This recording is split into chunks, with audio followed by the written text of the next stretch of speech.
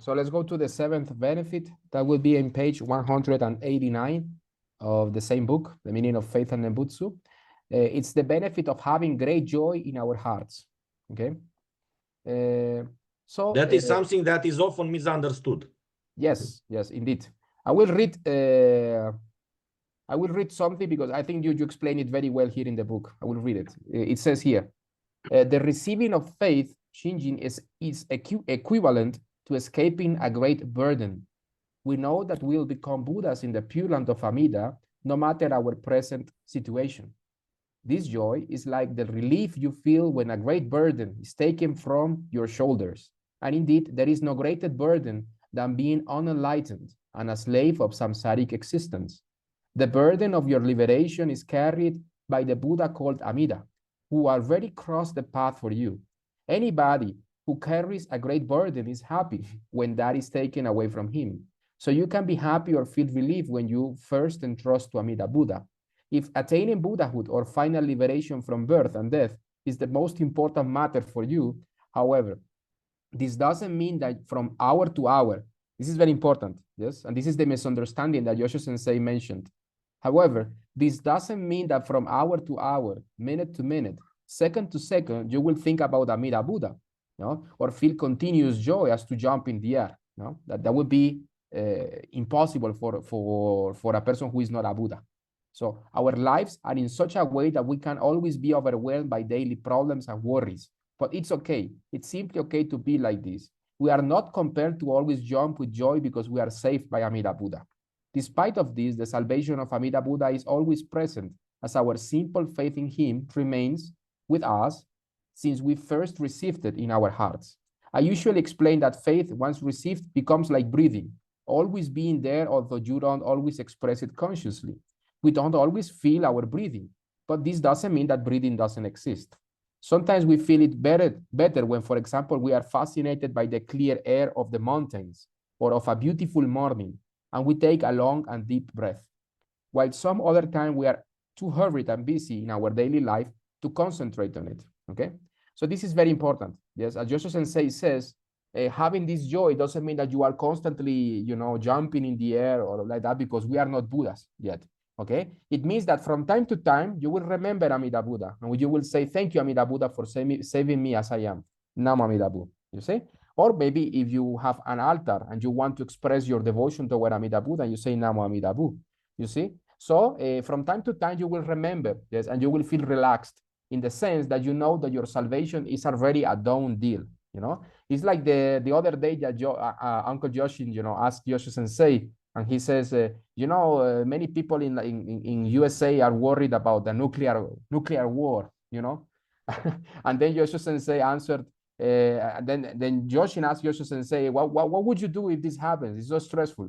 And then Yosho Sensei said, I will just drink my Turkish tea, and then after I die, I will drink tea with Amida Buddha and start to save all sentient beings. So this attitude of being relaxed, of being easygoing, it's actually what it means with this joy. It doesn't mean that you won't have problems. You will have problems like anybody else, financial problems, emotional problems, whatever. But at the end of the day, your spiritual life is to solve the problem of birth and death. Yes, it's not to solve mundane problems. Yes, it's just to know that you will go to Amida Buddha's Pure Land, and you are completely sure that you will be going to the Pure Land and you will become a Buddha in your next life. That is amazing. Yes, if your objective when you came here to Buddhism, yes, is not to have mental relaxation, but to become a Buddha, yes, and you are being said by Amida Buddha himself, yes, with a very precious Buddha, he's telling you, okay, you will come with me when you abandon this present human body, and you will become a Buddha. This is very good news. Yes, it doesn't mean that you have to constantly be singing and jumping in the air. It doesn't mean that. It just means that you have a devotional relationship to Amida Buddha, and from time to time, when you want, you can thank Amida Buddha because of this. Yes, and you can maybe have liturgies if you want, or if not, you can just say the Nembutsu. Yes. Okay, so naturally, faith is like breathing. Sometimes you appreciate your breathing, but sometimes you forget that that you're breathing, but that doesn't mean that you are not breathing. So faith is always there in your heart. It's always there in the back of your mind. You see, always there. But sometimes you appreciate it, and sometimes you forget that it is there. But that doesn't mean that it is not there. It's very important. Okay? It's like no matter what happens to you, you know deep inside that this is the last life in samsara. That this is the last time you suffer like that. You know that this will not repeat itself in another life. You know that sooner or later, when this life ends, you will go to the Pure Land. Yes. Yes. This, for example, this happens to me when I meet many spiritual friends, people who practice other religions, and I see that deep down they are very confused about the death. I think that deep down they are deceiving themselves, or they don't have this clarity of where they are going. Yes, and then when I see this, I appreciate faith even more, because in Jodo Shinshu Buddhism we know exactly what will happen after we die. We know that we will blossom in the Pure Land. You see? Yes, and Shinran Shonin explained it here. Joy, or kangi in Japanese, means to rejoice beforehand at being assured of attaining what one shall attain nirvana, the end of samsara for us. Yes. So we feel this relief that, oh, no matter what happens with us, we know where we go. We know we'll become Buddhas. Yes, actually, Yosho Sensei also, I think in one of, I don't think in this book, but in other books, you give this analogy of the prisoner. Yes, so imagine you are a prisoner, and then comes your attorney or your lawyer. And he tells you, okay, you will be released from prison in 1 month. You see? Okay, so naturally in that month, that doesn't mean that you won't be an ordinary prisoner in the prison. However, will be some part of you that will have this relief, that you will know that there is only 1 month left until you are freed. So in that sense, Amida Buddha is like this lawyer. He's telling you, okay, everything is a done deal. Yes, I'm waiting for you outside of the prison of samsara. And during these years or months or whatever that we have left in this world, we suffer like anybody else, you know? However, we have this assurance that we will be released, you see? And this relief is the joy of faith, that you are beforehand, anticipating the joy that you will enjoy after this life comes to an end, okay?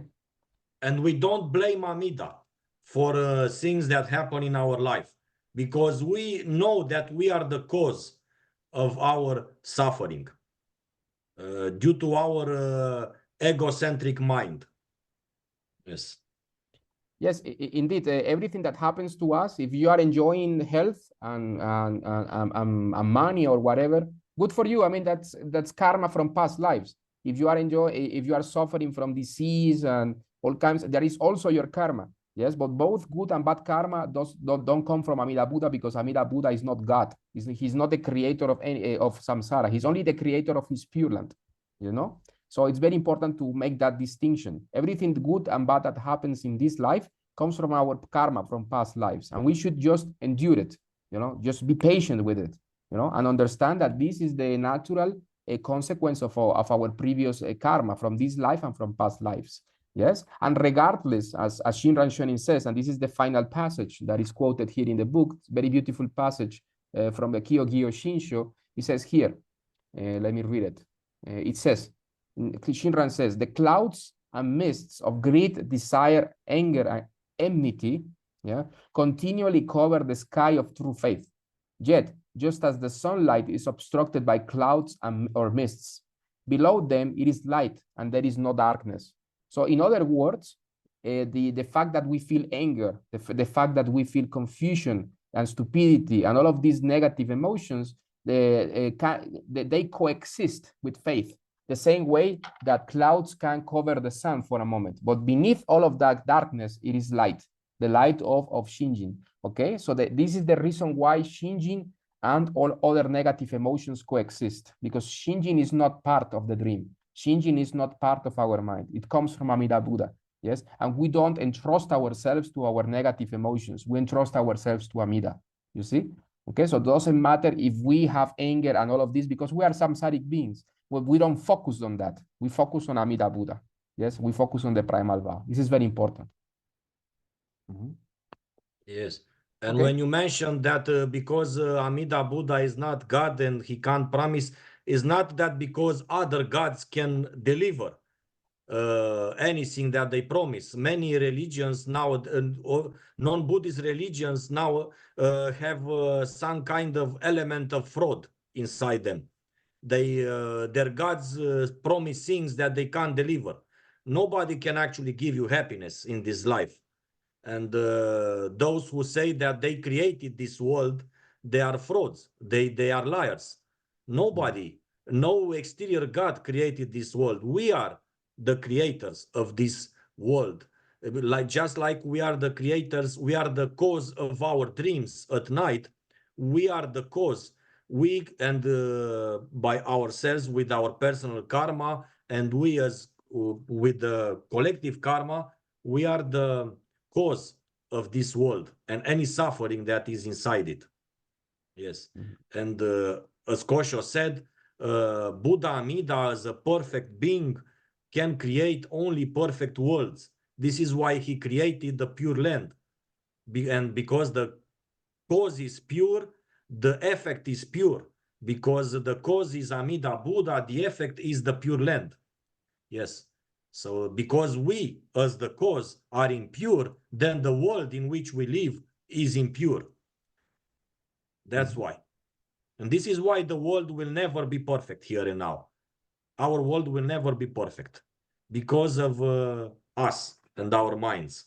And no matter how much you pray to a certain God, he cannot create a perfect world. It's impossible because those gods themselves are imperfect and have problems, difficulties. They are jealous. They have so and so karmic sins. Yes. Yes, these samsaric gods can only lead us to samsara. It's natural. And if we believe in the Buddhas, and especially in Amida Buddha, we will become Buddhas. So we become what we entrust to. Yes, we become what we entrust. If we trust a Buddha, then we will become Buddhas. If we trust a samsaric God, we will drown in samsara. Yes. Yes. Mm-hmm.